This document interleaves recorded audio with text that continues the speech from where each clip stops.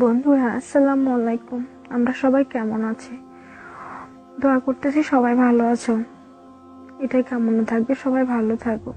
আজকে যে কথাটা নিয়ে আসছি আমি তোমাদের মাঝে, জানি এখন রাত, কিন্তু আমার অন্ধকারটা দেখে খুবই ভয় লাগে। এরকম অন্ধকারের মাঝে আমি তো ডুবে যাব, আমাকে একা কবরে রেখে দেওয়া হবে। কবরের অন্ধকার ঘরে আমি কিভাবে থাকবো? ওই ভয়টা আমার কাছে খুবই কষ্ট লাগে। তোমাদের কি সেই ভয়টা লাগে? যখন আমি আমার মায়ের কথা মনে পড়ে, যখন শুনি আমার আল্লাহ মায়ের থেকে 70 গুণ মায়া বেশি রাখে, তাহলে বন্ধুরা, মাকে এত কষ্ট দেওয়ার পরেও মাকে মা বলে ডাক দিলে মা জবাব দিয়ে পারে না। তদ্রুপ আমার আল্লাহকে একবার ডাক দিয়ে দেখো, আমার আল্লাহ 1000 বার জবাব দেবে। আল্লাহ বলছেন, আমি পরম করুণাময়, আমি দয়াশীল।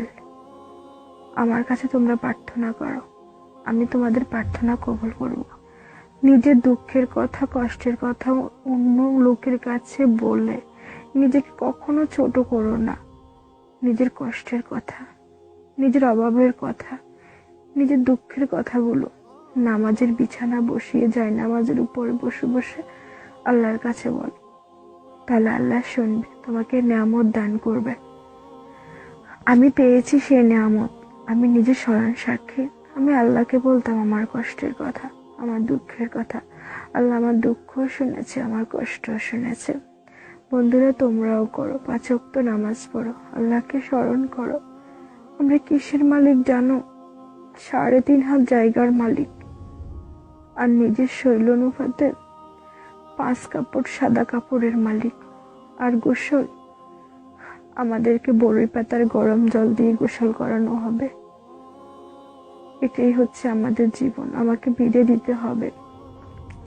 তখন আমার ছেলে মেয়েরা বলবে, আমার আত্মীয় স্বজনেরা বলবে, সবাই বলবে দেরি হয়ে যাচ্ছে, তাড়াতাড়ি দাফন দাও। আল্লাহ বলে, তোকে আমি রাখবো কি?